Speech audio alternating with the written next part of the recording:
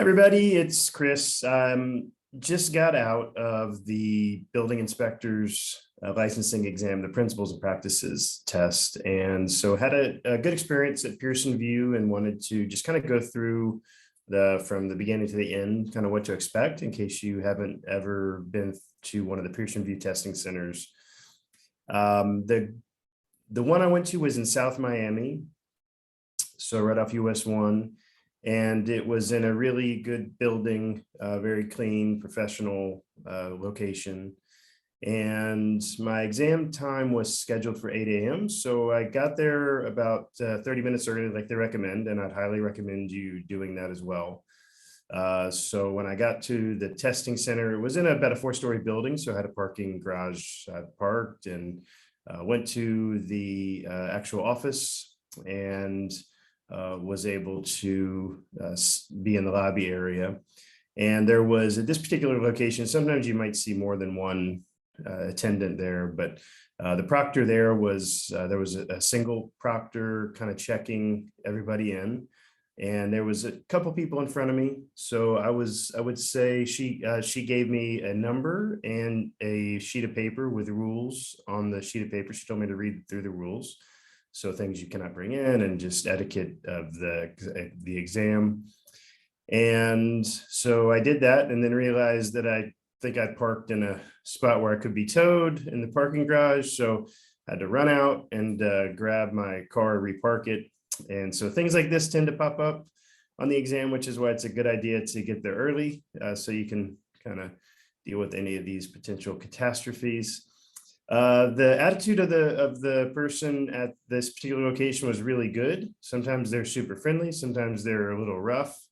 So you just gotta, try to kill them with kindness and just realize that you're there to get through the exam and just do what they ask you to do, because you're really not going to be able to argue your way through much of anything in that point in the process. But once my number was called, I went to the desk and she at that point just proceeded to check my ID. You needed 2 forms of ID.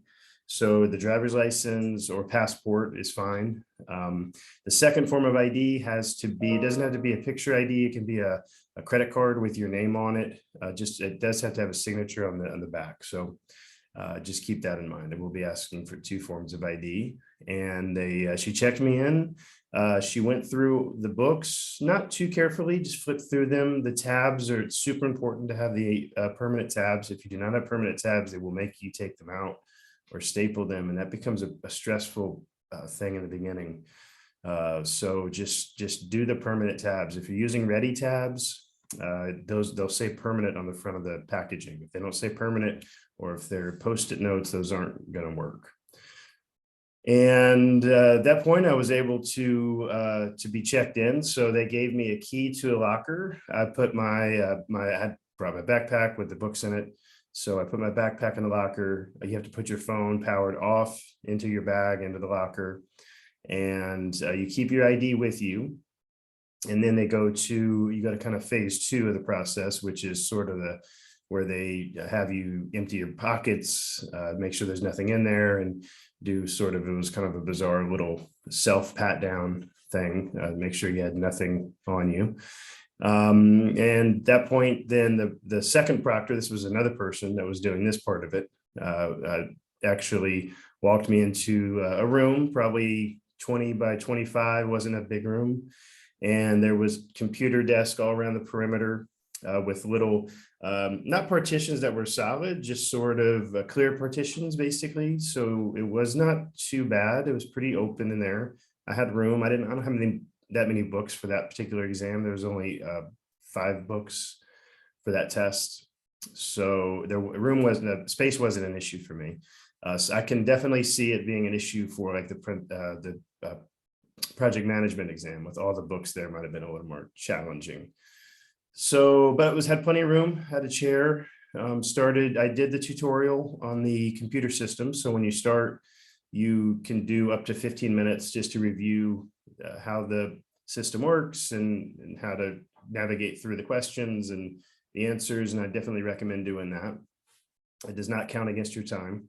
Once you kind of go through that tutorial, then you click, I think, begin test or something like that. And then the exam starts and the time begins. So the actual test taking process, I have to say that the strategies that we teach at Gold Coast, I tried to just use those 100% and just, practice what we preach. And it was very successful. I did pass the test. So, and I will say that the process was great. The idea of reading the question, finding the topic, picking which reference book it's going to be in.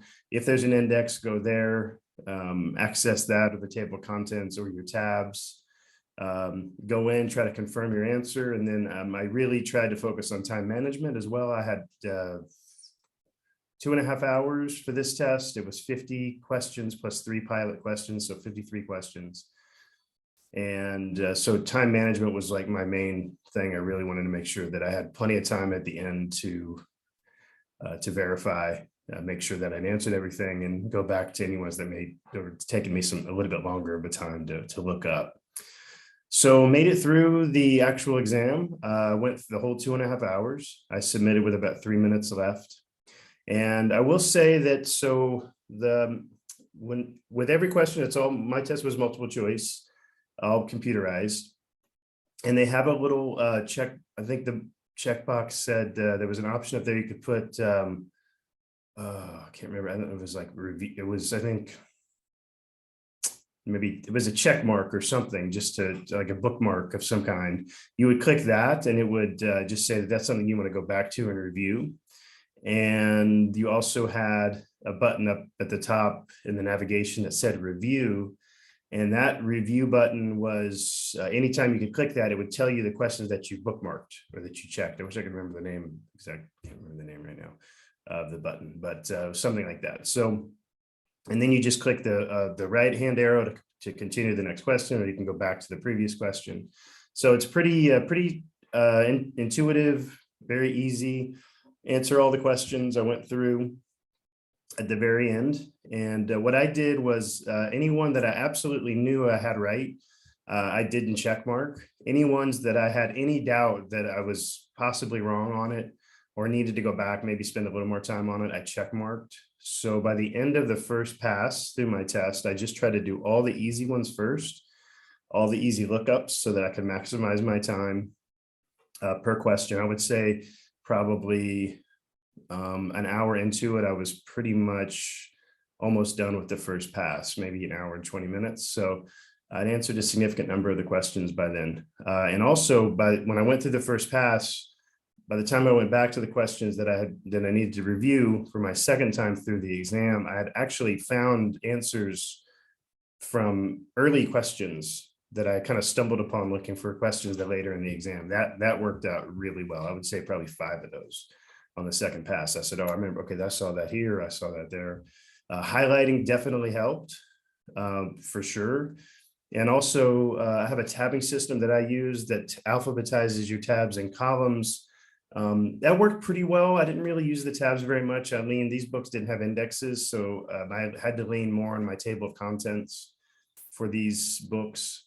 So the tabbing did help, but really the thing that helped me the most with the tabbing was not the alphabetizing of the columns, but my system, I have the very right hand column, the very far right of the book. I tab any statute, any section of statute. That helped me a lot. I was able to just thumb through and just find exactly what I needed very quickly. So that was super successful for me. So and then went to the end of the test, about 3 minutes left, had really 2 that I wasn't quite sure about. So I just made sure I had answered. What I do with those is I try to eliminate at least 1, hopefully 2 of the answers, so that even though I'm really kind of guessing, I'm not 100% sure, at least instead of a 1 in 4 chance and just randomly guessing, I'm trying to improve my odds. And so have a 50-50 shot of those. So at the end, it does ask you click a button, and when I went to question 53, because it was 3 pilot questions, right? So I clicked the right-hand button again, just to move on to the next one. And it said that, did you want to submit the exam? That was, I could see how that could cause a little bit of confusion. So at the very end, you can either click continue, which actually ends the exam for you, or review, which means you want to go back and look at questions that you had check marked before during the last time you checked the test. So in that sense, it was a little confusing. So I pushed review just to pull up the list, and it kind of pulls up the list in a spreadsheet looking kind of format, and all the question number and whether you had an answer or not an answer. And then you go in and you click on that particular item and click OK, and then it sends you to that question. And so my third pass was really, I kind of answered everything for the first 2 passes. My third pass was just the review. I went through each one that I had check marked and verified. If I felt pretty comfortable with the answer or just knew I wasn't going to really find it anywhere else, I would uncheck it, move on to the next one, and so on and so forth. So by the 4th pass through, there was 2 that I really didn't have an idea where they were. I had no idea. There was no more time really to invest in those questions. So that's where I did just try to eliminate 1 or 2 of those. I unchecked those. And then I actually did one more thing. I went to the very first question and just went through just to make sure 100% that each question had an answer. Because if you leave anything blank, it counts against you. So I went through that, and all 53 were answered. I clicked submit. I think it's actually continue, that it was the button that I had clicked. And then it asks you again, it makes you verify, do you want to end the test? Click continue again, and then it ends the test. And I'm pretty sure a notification was sent to the proctor because she was very quickly over there. Although if you, at any time during the test, if you need to get up, go to the restroom or get water or anything like that, all you have to do is just raise your hand. They're monitoring you. You're being recorded verbally. They got cameras on you. So if you raise your hand, they're going to see you, and you can go use the restroom or whatever, and get a drink or whatever you need to do. But I would say, so she was there. She came in and escorted me out of the room. And when I made it back to the front desk where I'd originally registered, they actually check your books again on the way out, just to make sure that you didn't write in them, that there was nothing in there that you're taking out of the exam.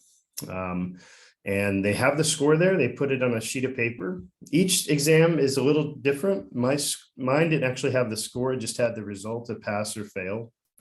So I passed the exam, but I don't know how I did really. It didn't tell me a score. A lot of the exams will tell you the score when you get it. So, and the other thing that's on that sheet of paper that you get will be if you wanted to review the test, you can actually request a review. I don't know if that's for I think it's for every test. Mine, I don't think had that, but if you wanted to review the exam, you have 21 days to request a review, which means you schedule with Pearson Vue, just like you did when you scheduled the exam. You can schedule a review of your exam. So you can go in and review the questions that you missed. You're only going to see the questions that you missed during the review process. So what else? That was felt really good. I feel like my experience was pretty positive.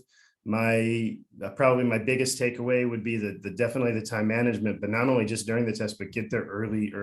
Get there at least 30 minutes early so that you're not stressed out and rushing through the test, and then do the process of going through the multiple passes through the test. To answer the easy ones first, bank those easy points as much as you can. At that point, I just left the testing center and went on with my day. So I hope you found that helpful. If you have any questions, you can email me, Chris, CHRIS, at epwc.us. That's epwc exam prep with Chris.us, or you can reach me on my cell. It's 305-546-2016.